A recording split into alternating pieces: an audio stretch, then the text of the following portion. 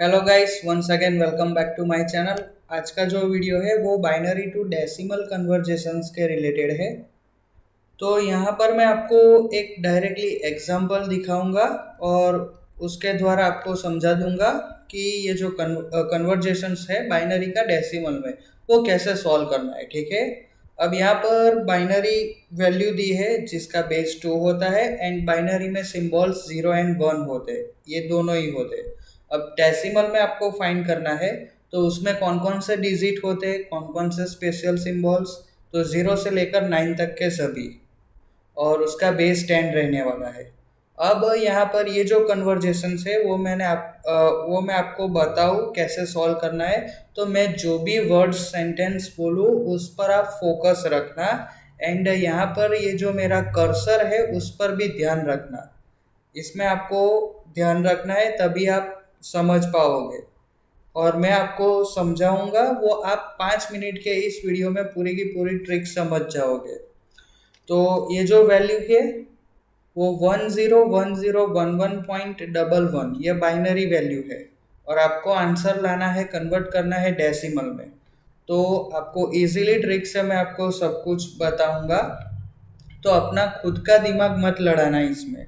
तो आपको binary value दी है, उसमें पहले क्या करना है, पहला स्टेप बाइनरी वैल्यू में पॉइंट फाइंड करना है। क्या करना है, पहला स्टेप बाइनरी वैल्यू है उसमें पहले तो आप पॉइंट फाइंड करो। ठीक है, हमने पॉइंट फाइंड कर लिया।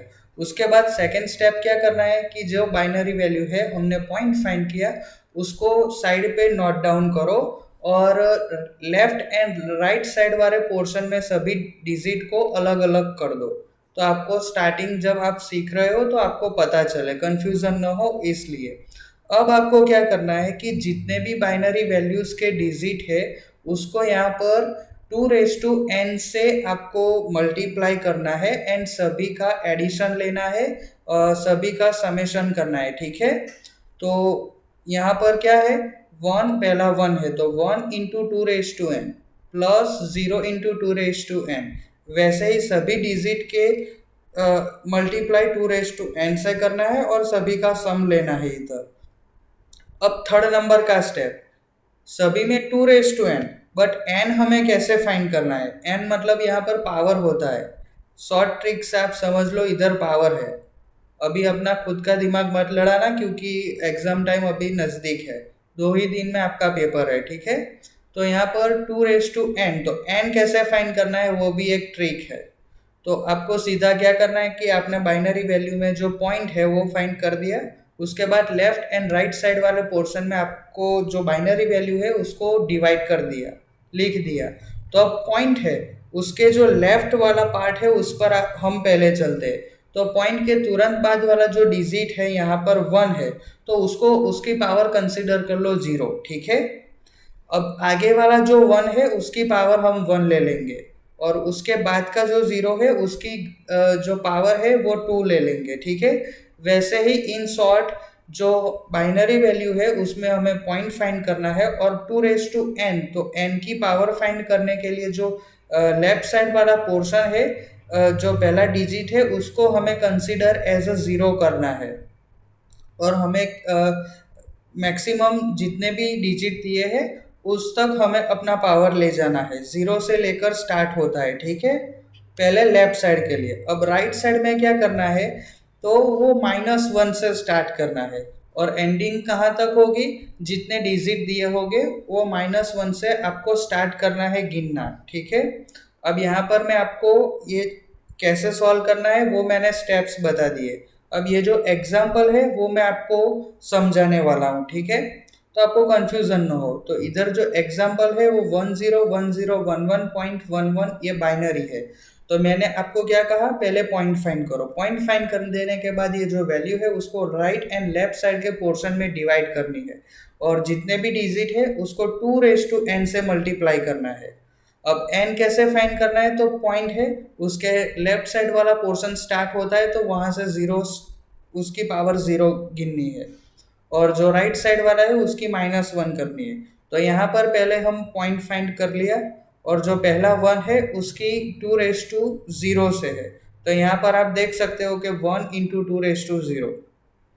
फिर उसके बाद आगे वाला जो 1 है उसकी पावर 1 होगी, तो 1 इंटू 2 रेज टू 1। वैसे ही आगे वाला जितना भी डिजिट है मैक्सिमम यहाँ पर 5 तक है, ठीक है। तो ये देख लेना। अब राइट साइड हम चलते हैं, तो राइट साइड में -1 से स्टार्ट होगी, तो 1 इंटू 2 रेज टू -1, ठीक है। और पिछला जो 1 है, आखिरी 1, उसमें 1 इंटू 2 रेज टू -2 होगी। तो यहाँ पर अब आपको मैथ्स लगाना है, ठीक है। 2 रेज टू 5 करोगे तो 32 होगा, और 2 रेज टू 4 करोगे तो 16 होगा, लेकिन 0 से मल्टीप्लाई करने से उसकी वैल्यू 0 हो जाएगी।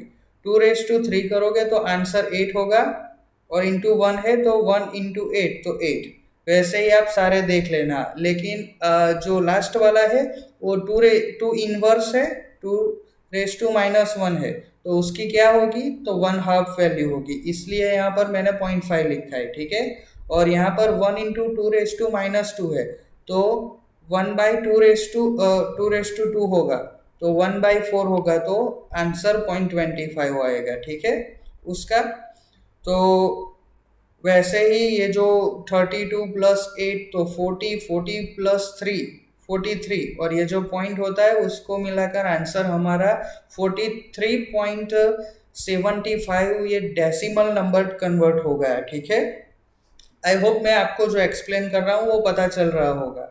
और यहाँ पर दूसरा एक एग्जांपल है 11.001, ये बाइनरी है।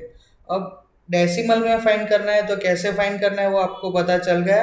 पहले पॉइंट फाइंड करो, उसके बाद लेफ्ट एंड राइट साइड में आपको डिवाइड करना है, उसके बाद आपको जितने भी डिजिट है उसको 2 रेज टू n से मल्टीप्लाई करना है। अब 2 रेज टू n से n यहाँ पर कैसे फाइंड करना है, तो पॉइंट के बाद का जो लेफ्ट साइड वाला पोर्शन स्टार्ट होता है उसको 0 से कंपेयर कर लेना है, और जो राइट साइड वाला पोर्शन स्टार्ट होता है उसको -1 से कंपेयर करना है, ठीक है, उसकी पावर n करने के लिए। और यहाँ पर बस आपको सिंपल पहले स्टेप में ही आपको दिक्कत होगी, उसके बाद सीधा आपको नॉर्मली मैथ्स अप्लाई करना है, ठीक है। और यहाँ पर मैंने आपको खुद से सॉल्व करने के लिए 5 एग्जाम्पल दिए हैं, और उसके सामने उसके आंसर भी लिख दिए हैं, तो ये आप खुद से ट्राई करना। और कोई आंसर आपको नहीं मिल रहा है, किसी क्वेश्चन का इन 5 में से आंसर नहीं आ रहा है, तो मुझे बोलना, तो उसके सॉल्यूशन के रिगार्डिंग भी मैं एक वीडियो बना दूंगा।